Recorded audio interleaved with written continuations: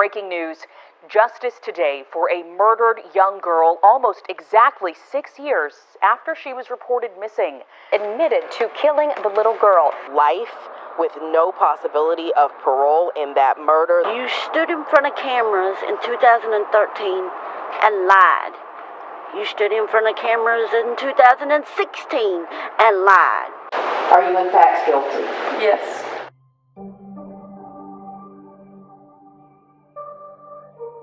The 30th of July 2013, Rowan County, North Carolina in the United States of America. A young man and his uncle walked into a police station. Jamie Parsons was there to report his little sister Erica missing. But this was not a recent disappearance. Erica hadn't been seen in almost 2 years. He last saw her in November 2011. His uncle Scott was with him and said that he had heard various stories about where Erica was, but he hadn't seen her either. A young girl described as quiet and shy who was 13 years old when she was last seen, had been gone for that long and, up until now, had not been reported missing. On the 24th of February 1998, Carolyn Parsons gave birth to a baby girl named Erica. Not long after, Erica's aunt and uncle, Casey and Sandy Parsons, parents of other children including Jamie, would adopt her. When Jamie talked to the officers, he said he had asked his parents where she was and why she wasn't at the house on Miller Chapel Road. They explained that they had taken her to Asheville where her biological grandmother had lived, a woman called Irene Goodman, known as Nan. This story was bizarre, but as he continued to talk, a very disturbing picture was being painted. Jamie said that his parents had been both physically and mentally abusive towards Erica constantly. Not only that, but even after she had gone missing, Sandy and Casey had continued to receive checks on Erica's behalf, totaling around $600 a month, even though she was no longer at the property. The next thing for the officers to do was to speak to Sandy and Casey Parsons. They both vehemently denied Jamie's story of them being abusive. They said he had been told to move out of the house after a fight with his mother, and he had made it up as a result. They were adamant that in 2011, Erica had gone to live with her biological grandmother in Asheville. They said that Brooke, their biological daughter, had gone with them. This wasn't what Brooke told the investigators. She said she hadn't gone with them. What on earth was the truth, and more importantly, where was Erica? Casey told the investigators she had contacted Nan Goodman via Facebook, but was not able to give them any current contact information for her, even though she was allegedly caring for a child that Casey was the legal guardian of. She also couldn't show them her Facebook page. The more the investigators dug, the weirder it all became. Erica's biological grandmother had actually died in 2005. This was more than 8 years before she was reported missing, and more than 6 years since she was last seen by anybody. Investigators would later say that this Nan didn't actually exist at all. Carolyn, Erica's biological mother, said that Erica had no biological relatives living in that area. The lawyer who was representing Sandy and Casey at the time then hinted that Carolyn should know how to find the missing child. Nan came to Casey and Sandy through Carolyn. That's who brought Nan to them, and probably knows who Nan is. But Carolyn hit back at these claims. Nan and Irene don't exist. The only two people that know the truth are the only two people that won't give the truth, she said. Casey would later say that she had been tricked and that the woman Erica had been taken to live with was an imposter. This extremely unusual story was getting weirder and weirder by the day, and nobody knew what the truth was.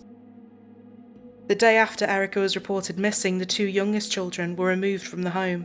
And just a few days later, on the 6th of August 2013, the Rowan County Sheriff's Office said that Casey and Sandy were being uncooperative with the investigation. 6 days later, Carolyn returned from New Orleans to talk to the police. She later said that she had received updates about Erica via Facebook, but hadn't seen her since the 5th of January 2011. I think about the visitation pretty much all the time. It plays over and over and over again in my mind, she said. My whole body just went numb. I mean, as a parent, as a person, as an individual, as a family member, I just keep hoping and praying that she's alive somewhere, that she's out there somewhere, that one of these days she's going to come forward. As the searches were carried out 2 weeks after Erica was reported as missing, the street was closed off. One neighbour told news reporters, one police officer showed up, and the next thing you know, there was probably 25 or 30 cars there. They're walking around the house. The backyard of the family home was looked at multiple times, but nothing of note or interest was found. A month after Jamie had reported her as missing, the FBI were drafted in to help in the search with local law enforcement, and searches were conducted several times of the family home. The search warrants that had been returned in August 2013 revealed that dozens of items had been taken from the house, which included a plastic bag with JonBenet Ramsey magazines and a JonBenet Ramsey book with notes inside about remodelling a house. JonBenet Ramsey was, of course, a 6-year-old girl found murdered in her own home on Christmas Day in 1996. It is a case that remains unsolved and continues to be discussed and talked about today. The search warrant also said that a section of drywall from the closet had been cut out and removed as there were red stains on it. The baseboards from the closet had been removed and sent off for testing. A pair of jeans, also with red stains, were taken out of the house. A week after the search, another set of search warrants were released. After they had looked into a storage building owned by Sandy, removed from here were pieces of a vacuum cleaner, a videotape, school records, a hammer, and teeth. These search warrants referred to the original search, saying, during that search, investigators failed to locate any evidence of Erica Parsons still living here, or any evidence that her room or personal living area remained in the home. The police said that the evidence that was found all indicated to Casey and Sandy, knowing that Erica was not going to be coming back. Another area that needed to be looked into was the allegation that Casey and Sandy had continued to receive money for Erica, even though she wasn't living with them. Officials applied for a warrant relating to the finances. In the application for the warrant, it stated, "It is believed that the continued desire to utilise the funds, proceeds or financial assistance intended for the care or benefit of Erica Lynn Parsons resulted in the delay or outright denial to report Erica Lynn Parsons as missing in a timely manner." One thing was clear.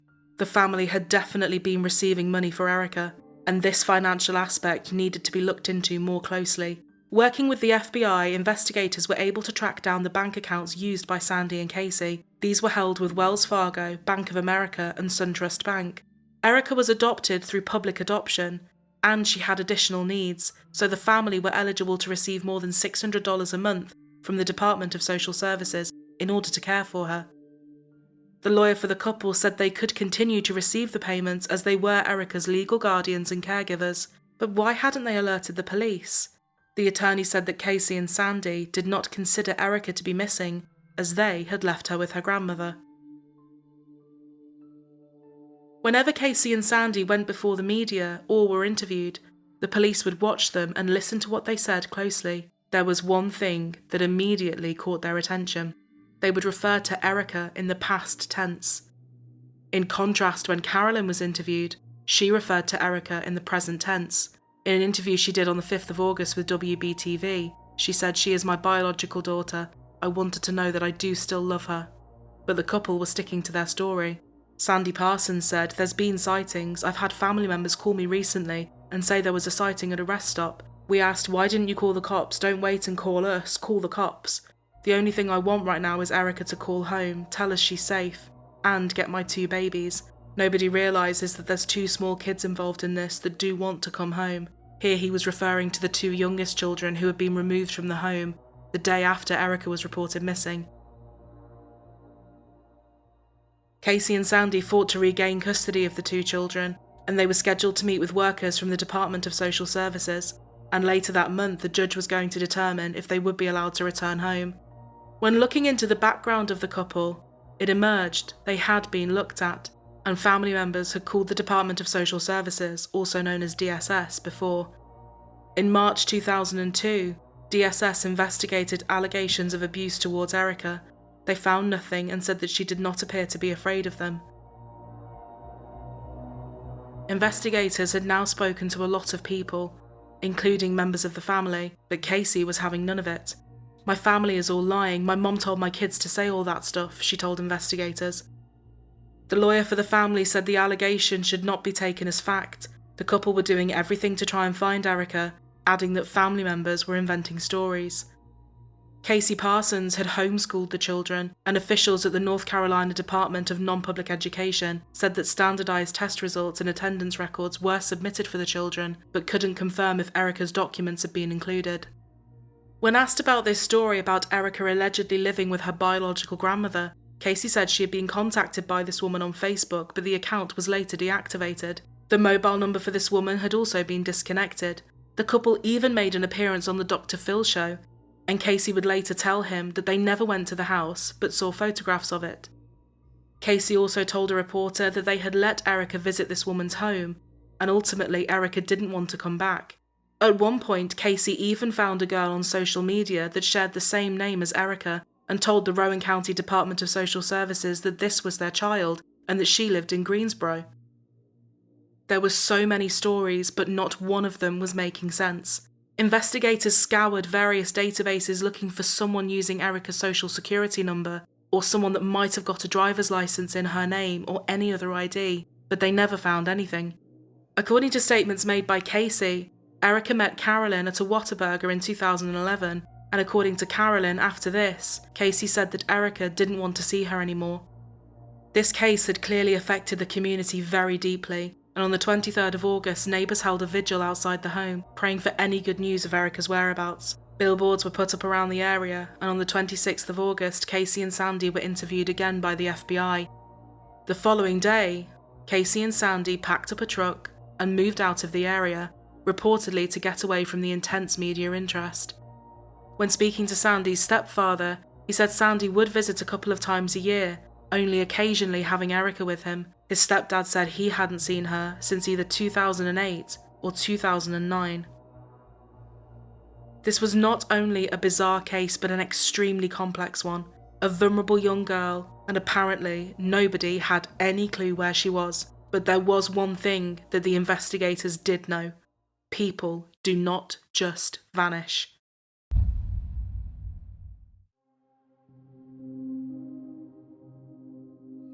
Carolyn held many vigils for Erica, saying, "I figure the more places we have vigils, the more we can get Erica's name, story, and face out there." On the 16th of January 2014, a judge ordered that the children who had been removed were not to go back to their parents, but instead stay with their aunt. The children were later removed from the custodial home after what was referred to as major behavioural issues. As investigations continued, there was still no solid evidence relating to Erica's whereabouts. On the 30th of January 2014, the FBI offered a $25,000 reward, alongside the reward offered by the Rowan County Sheriff's Office. Sheriff Orton said that Prevent Child Abuse Rowan had added $5,000 to the reward as well. It had now been nearly a year since Erica was reported missing, and there was finally a new development. Federal agents with guns drawn had kicked down the Parsons door. Casey and Sandy Parsons were arrested and charged in Fayetteville, North Carolina, with 76 counts allegedly committed between February 2010 and August 2013. The counts included theft of government funds, mail fraud, tax fraud, conspiracy to defraud the government, and identity theft. The pair had allegedly received money from the government for adoption assistance, Medicaid, Social Security, and food and nutrition services for a dependent who was not living with them. It was also alleged that Casey had fraudulently used the identities of other people as dependents and submitted false information when prepping for federal tax returns. While they waited to go on trial for the 76 counts of theft and fraud, they were monitored closely by law enforcement. Electronic monitoring systems were fitted to them, and they were required to meet periodically with a pre-trial officer assigned to them. One of the conditions of their release was that they had to remain in eastern North Carolina and not break any laws, and soon the trial would start. As part of the fraud trial, a judge listened to various members of the family, including Jamie, Casey, and Casey's sister Robin. The scope of the trial would be wide-reaching, and the details of what Erica had allegedly endured would come to light. Casey's sister Robin testified that she had been asked to watch Erica for a few months, so Casey wouldn't kill her. She added that Erica often had many marks and bruises, and that Casey couldn't stand the sight of Erica's face. Jamie would add to these disturbing details, saying that Erica would be banned from using the bathroom, forced to eat dog food or food from the trash. She would be starved, had to drink water from a dog bowl or the bathroom sink, excluded from family activities, and have her fingers broken deliberately. She would be locked in the closet, and if she went to the bathroom in there out of desperation, she would be punished severely. Erica was not allowed to sleep in a bed. She had never even owned one. She was forced to sleep on the floor. Jamie said there was even a time when Casey had put Erica's hand on a hot stove and burned her. He said that he and the other children had also partaken in the abuse against her, from when she was 5 years old to when he was 16.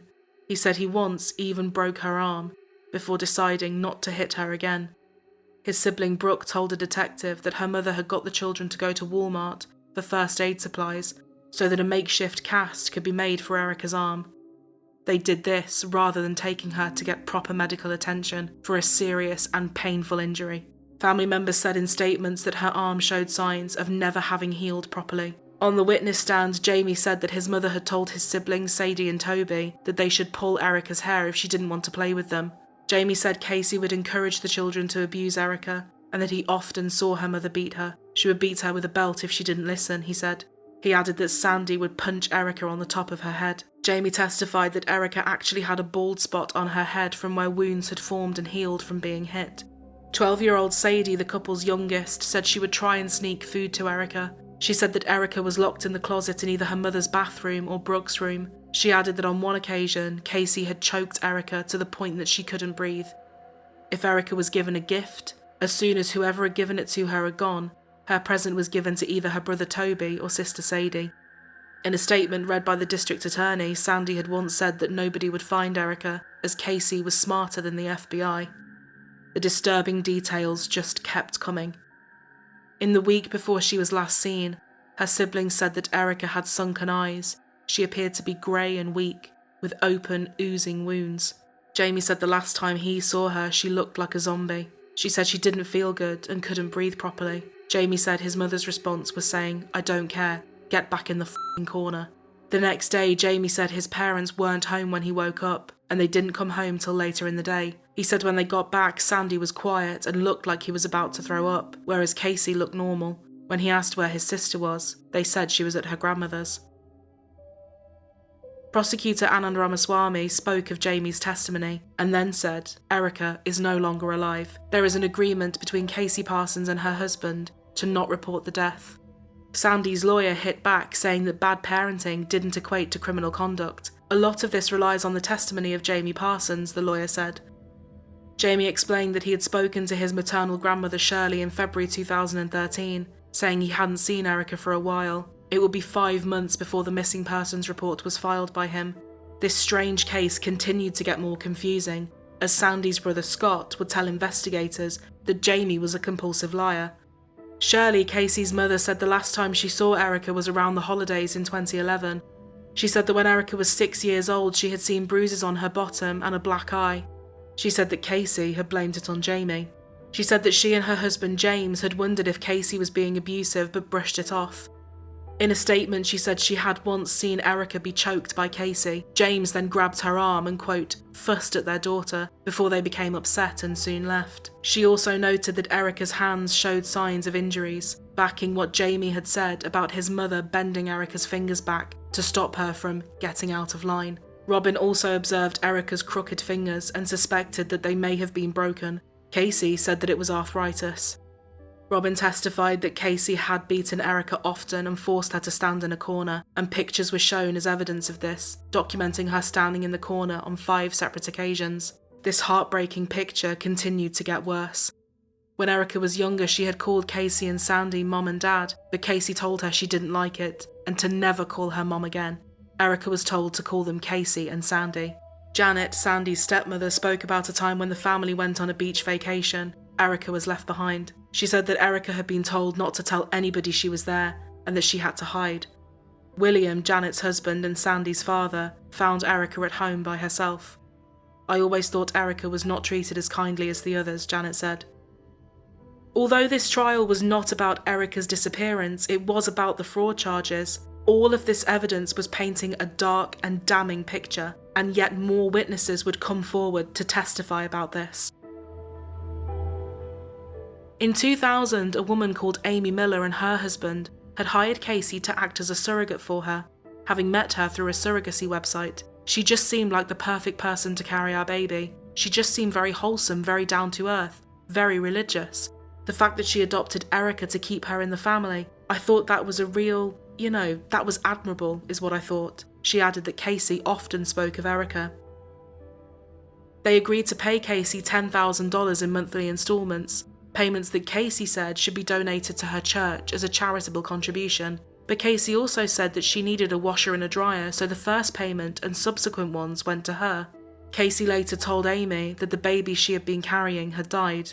She changed her phone number, she changed her email. She told me I needed to get a life, I had no business having a child. Casey hadn't lost the baby. The baby was born safe and well. The Parsons tried to sell the baby to Robin for $10,000, saying that the Millers no longer wanted the baby. Robin went online and found Amy, who subsequently got law enforcement involved and was able to get their child back. She went from a loving, kind woman to a terrible, vicious person, Amy said. I just know how manipulating they are. I know what they put my family through, which was just pure hell.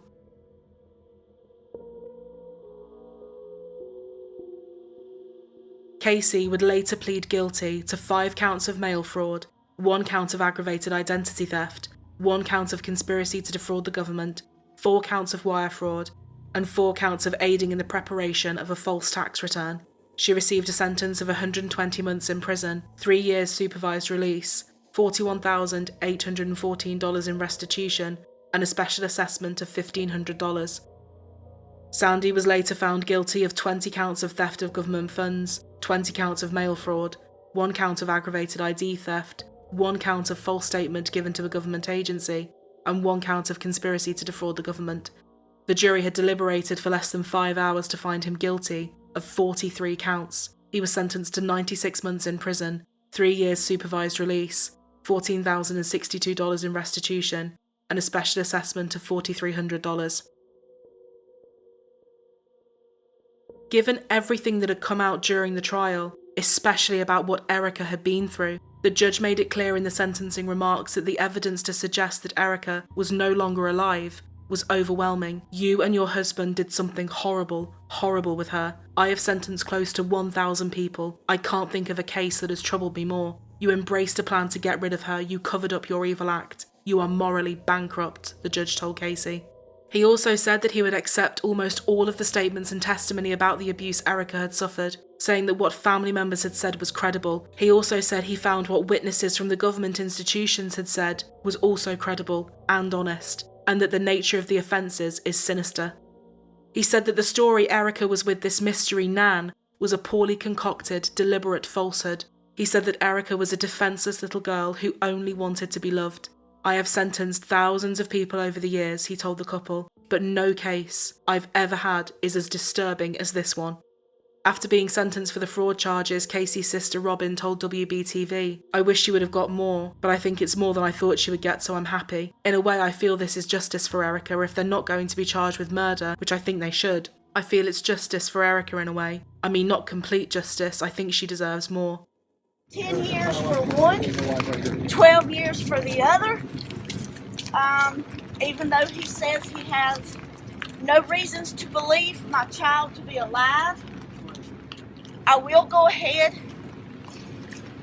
as hard as this is for me to say, I have not made any inclinations one way or the other since this report came out. My heart, my gut, and my soul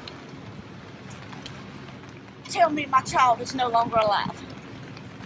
But I want media, everybody who supports, loves, and prays for Erica and myself to understand that does not mean I give up. That does not mean I quit searching. That does not mean that I want anybody to give up until there is a body, until the DNA or whatever for sure comes from the FBI that she is passed away.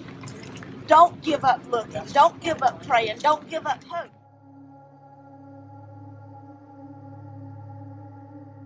After the sentencing was finished, Casey's mom Shirley said that she didn't think that the testimony relating to Erica should have been allowed to play a part during the sentencing. I don't think he should have done anything about the sentencing with Erica until there was some kind of proof that something happened to Erica besides Jamie, she said. Jamie would later recant his allegations of abuse, saying that whilst he was worried about his sister, he hadn't actually witnessed anything happening to Erica. This was another strange turn in an even stranger case. Sandy would later appeal to get his sentence reduced, but the US Supreme Court denied it, and Casey also filed an appeal against her sentence, which the Fourth Circuit dismissed.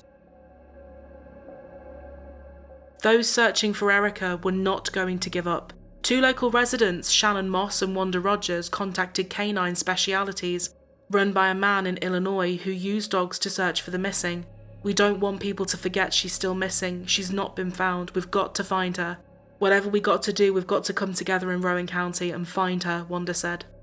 "I didn't know her, but I do now, so it's personal. She's got to be found. She's a human being.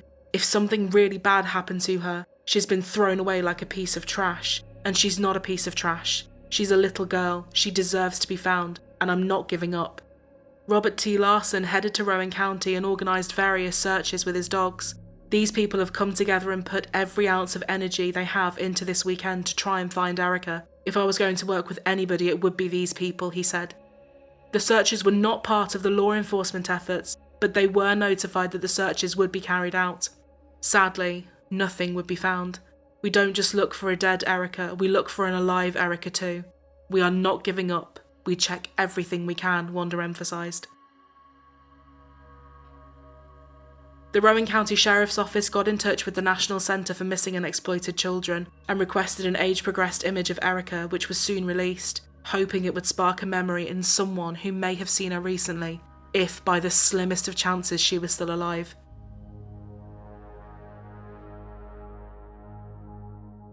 It had now been 5 years since Erica was reported missing. May 2016. Brooke, Casey and Sandy's oldest daughter, agreed to talk to the FBI. She had, up until that point, been backing her parents. What she had to say was truly sickening. She said that on one occasion her mother had forced Erica to stand outside on a hot day with no shoes until her feet had blistered. She said that her skin didn't look normal and she had open wounds all over her body. A few months later, Brooke visited her dad in prison, and finally there would be a break in the case that investigators had been searching for. Sandy said he would help the police find Erica.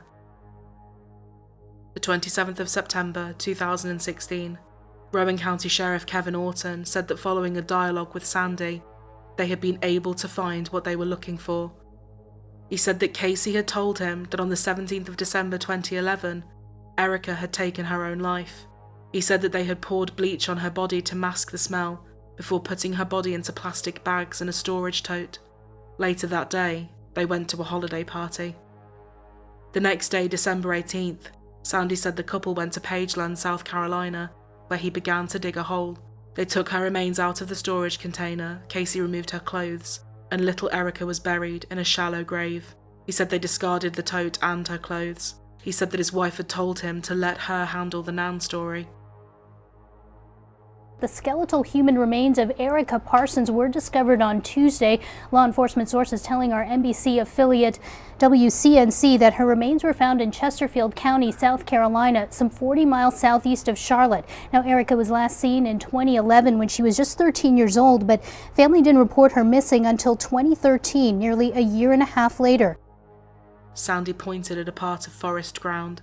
It was here, buried in a shallow grave. The remains of Erica Parsons were finally found. That day in South Carolina was tough on all of us, Sheriff Orton said. I saw some pretty tough cops take it pretty rough. The guards that were with him took him into the woods, and within a minute they were coming back out, and he was crying when he came back out, County Sheriff Jay Brooks said. Erica's family visited the site and many broke down in tears. Teresa Goodman, Erica's aunt, said that officials had struck a deal with Sandy, and that she and a private investigator had searched the area before but had not found anything. I'm grateful that the family that did care about her has some sort of closure. The Sheriff of Rowan County certainly deserves all the credit in the world. They've worked thousands and thousands of man-hours on this case, Sheriff Brooks said. It can't help but make you really step back and think, as soon as you get through here, call your kids, he added. December 2016. Detective Chad Moose was contacted by none other than Casey Parsons. She had something she wanted to tell him. She said that Erica had said she had wanted to die, and then she later found her lying on the living room floor on a comforter. Casey said she rolled her over, but Erica didn't move. She said Erica had taken her own life. This story would later have different versions of exactly how Erica had allegedly taken her own life. She explained that they put her remains into the tote, and Sandy told her to pour bleach over the body. Debit card records for Casey showed that the bleach had been purchased in a Walmart on the 5th of December. She also admitted to bending Erica's fingers back, but denied breaking them. It would be a couple of years before she would later admit that some of Erica's fingers may have been broken. She admitted to beating Erica with a belt buckle. She said she was too scared to take Erica to get medical attention because she was worried her sister Robin would get social services involved.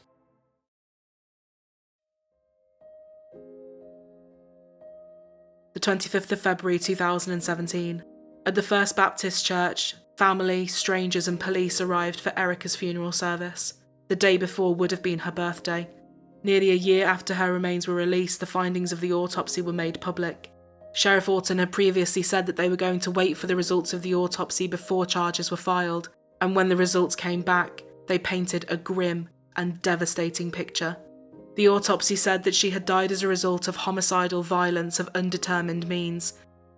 It revealed she had fractures in various stages of the healing process in her upper right arm, the bone connecting the arm to the collarbone, a finger, her jaw, her nose, the left shin bone, and 7 ribs, some of which had been broken more than once. She had signs of spina bifida occulta. She was malnourished. It was suggested she had low bone density and a growth deficit. One of her teeth was missing, and there were signs that some of her teeth had been broken. It was also possible she was suffering from renal failure, an untreated sepsis or infection, or even poisoning.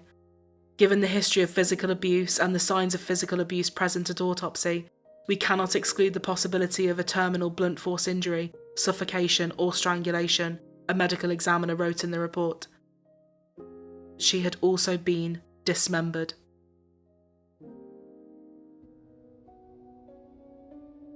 Whilst Carolyn said that she was thankful Erica had finally been found after Sandy had revealed where she was, it didn't mean that he bore no guilt or that he was absolved.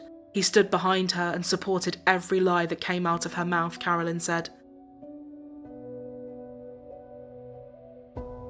The 20th of February, 2018. We've learned her adoptive parents, Sandy and Casey Parsons, will be charged with first-degree murder. The Parsons have always denied they had anything to do with the disappearance of the little girl. Sheriff Kevin Otten, who announced the indictments here today, said there were times during the investigation he thought this day would never come. But he did because he said investigators never gave up.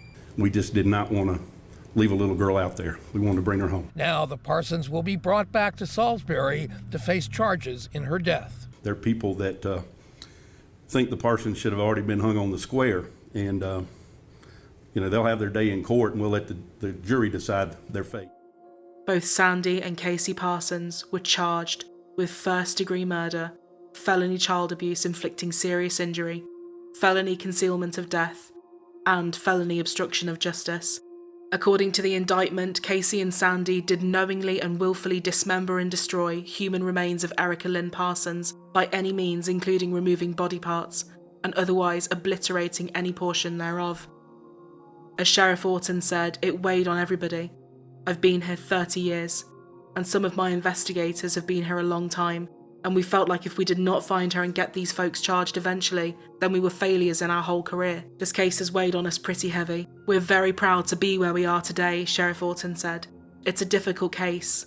At times we had a lot of hope we'd find Erica, then we'd have hope we'd find her remains, and now we're just ready to move on with the prosecution. It's been a long time coming. We wanted to make sure the I's were dotted and the T's were crossed, he added. He said he was pleased that the charges were in time for what would have been Erica's 20th birthday. All right, well, in other news this afternoon, the adoptive parents of a North Carolina teen found dead years after being reported missing, well, they will have separate trials. Sandy and Casey Parsons face multiple charges, including first-degree murder. Their 13-year-old daughter, Erica, was last seen in 2011, but she was not reported missing for another 2 years. Sandy Parsons led authorities to that girl's body in South Carolina in 2016. Casey Parsons is set to stand trial in April of 2020. A trial date for his wife has not yet been set. Today should have been Erica Lynn Parsons' 21st birthday. Instead, her biological family gathered at her gravesite in China Grove.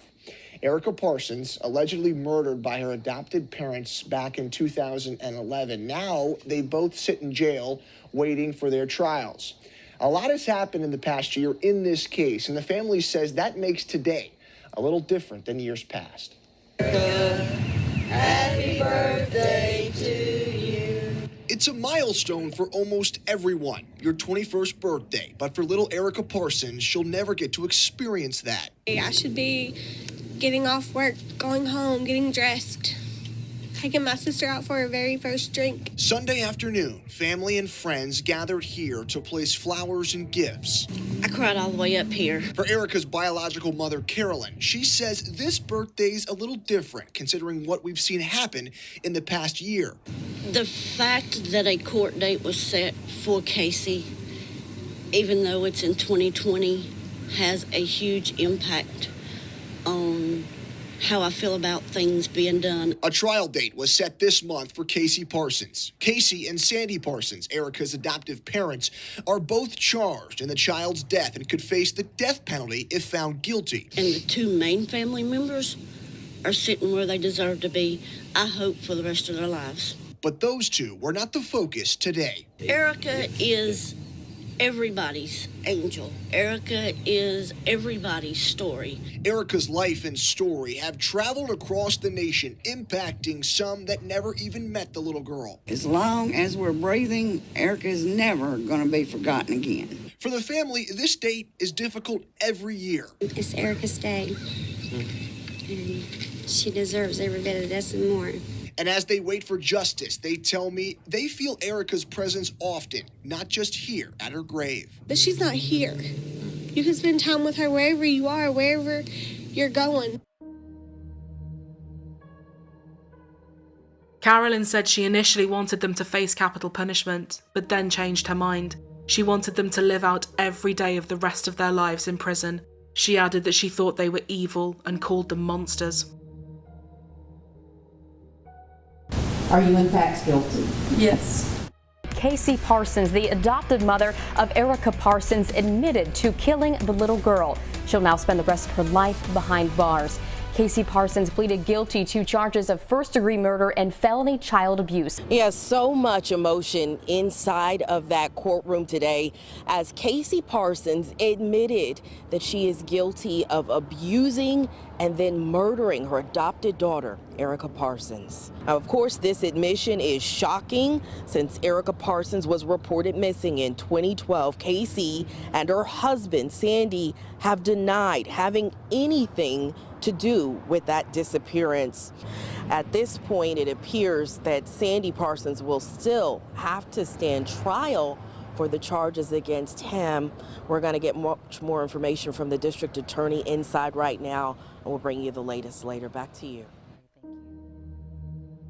On the 2nd of August 2019, Casey Parsons entered a plea of guilty to child abuse and murder. She was sentenced to life in prison with no possibility of parole. I can't tell you why. I don't know why I did the stuff I did, and I'm very sorry. After years of denial, Casey Parsons openly admitted she abused, then murdered her adopted daughter, Erica Parsons. I didn't have a steady home. I didn't have a steady job. Had I known then what I know now, I would have risked it. I would have took her different places every night.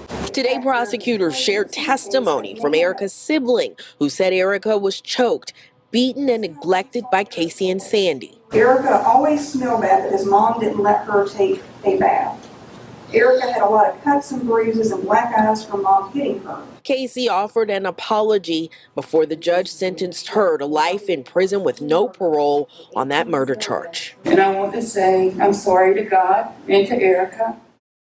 She also admitted that many family members reached out to her trying to help her with Erica, but she says she pushed them away and eventually murdered that little girl that she was supposed to protect. She said family members tried to step in and protect Erica. My parents and my sister reached out to me numerous times to help me. Numerous. I pushed them back. I would lie constantly to them. She also received consecutive sentences for charges of felony concealment of death, felony child abuse inflicting serious bodily harm, and felony obstruction of justice. These sentences were a combined total of 23 years. My name is Carolyn Parsons. I am Erica Lynn Parsons' biological mother. I've said all along that Casey deserved life in prison versus the death sentence. I still 100% agree with that, because their life in prison living, her life in prison living, will be worse than any death sentence she could ever get. I know as far as having her other children participate, I just cannot seem to understand how. I don't know why. But she did the one thing I wanted her to do. She at least said something. I don't know that I believe that she is sorry. I don't know that I believe that I didn't mean to. Some of it I had heard. Some of it I hadn't heard. I still completely believe that Casey Stone Parsons has no heart. She has no soul. She is a body that is just there. She is an individual who just functions. The only thing Casey gets is what Erica doesn't. She gets to live. But in return for living, she will probably be in solitary confinement. And every time she gets out, she gets to listen to people talk about her, listen to people whisper about her. She gets to wonder, am I going to make it back to my cell tonight? But when that judge made that last statement was, and you cannot be around children. Yee-haw! Casey loses her rights to watch her grandkids grow up. What an incredible final end for her. 4 months after Casey entered her plea, Sandy would also plead guilty to obstruction of justice, child abuse, concealment of death, and second-degree murder. For his role in Erica's death, Sandy was sentenced to a minimum of 33 years in prison. He will be 82 years old by the time he is first eligible for parole. Sandy Parsons appeared in court this morning, pleading guilty to murder and other felony charges. People may forgive me. I know God has. But I'll never forgive myself. I turned a blind eye to things Erica was going through, and I failed her as a dad. Attorneys argued Sandy was manipulated and controlled by his wife, Casey. They said it was Casey who committed most of the abuse against Erica, locking her in a closet, starving and severely beating the girl. They say one day Casey told Sandy that Erica died and manipulated him into covering it up, burying her body in a South Carolina field and lying to police for years. Sandy Parsons' role, as I stated, was substantially less than that of Casey Parsons.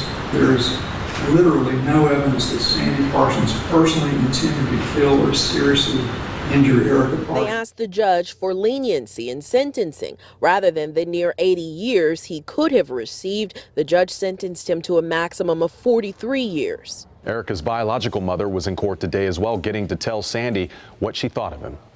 I stand by what I have said from day one, which is I used to love you, now I hate you. And he got to hear that today. Sandy's lawyer read letters from the youngest children where they talked about how much they loved their father and missed him, adding that he never abused them. Psychologist Dr. Claudia Coleman evaluated Sandy twice, and she also testified at the hearing. She said he was passive and had trouble making decisions by himself, adding that Casey had been the dominant one in the relationship and that she had threatened to remove the children from him if he didn't do as she told him. She said that in her opinion, Sandy hadn't wanted Erica to die and had expressed remorse. Sandy had told Dr. Coleman he wasn't aware of the extent of the abuse that Erica was suffering, but the district attorney said he was able to see the extent of the abuse and had exacted some of it. The DA emphasised that Sandy was an adult in that home, adding that he wasn't a victim or a hero and deserved the maximum sentence possible. Carolyn said that Sandy's sentence felt like a slap on the wrist, and that he had been able to make his own choices. She also said that Sandy and Casey's family members could have said something when they saw the signs of abuse. The judge put Sandy in the same category as his wife, saying that although he believed her to be the brains behind the plan, Sandy had gone along with it and participated in it, adding that he had a twisted mind. While in prison, Sandy has received 2 infractions, one for possessing non-threatening contraband and one for possession of a weapon.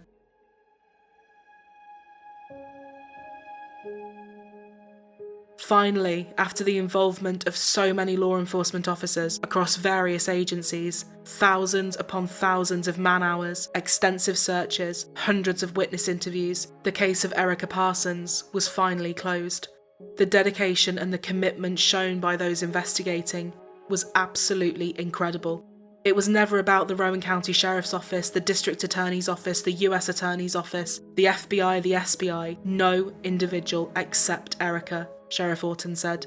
Those involved knew that as frustrating as it was, they needed to take their time and build their case brick by brick so that it had the most solid of foundations. The easy thing to do would have been to cave into public pressure to immediately charge someone, which would have been irresponsible, said District Attorney Cook. We must have the courage to be a voice for the voiceless. The monsters who abuse and mistreat children are amongst the worst in society. There are few things more cruel than having the love and trust of a child and making that child feel unwanted, unloved, and unsafe. Knowing how much Erica suffered in such a short life, not even knowing the warmth of having her own bed, and knowing that this happened at the hands of those who were charged with protecting and looking after her, is just too sad to think about. Perhaps the only positive thing to come from this is that those monsters responsible in this case are exactly where they belong. I gave up Erica for what I thought would be a better life. I didn't have a steady home, I didn't have a steady job, said Carolyn. She referred to Erica as a gift that millions of people would love to receive. I just want to know why, and I never will. To hear those charges and look them in the face, and to know that I trusted them to raise my child better than I thought I could, that hurts.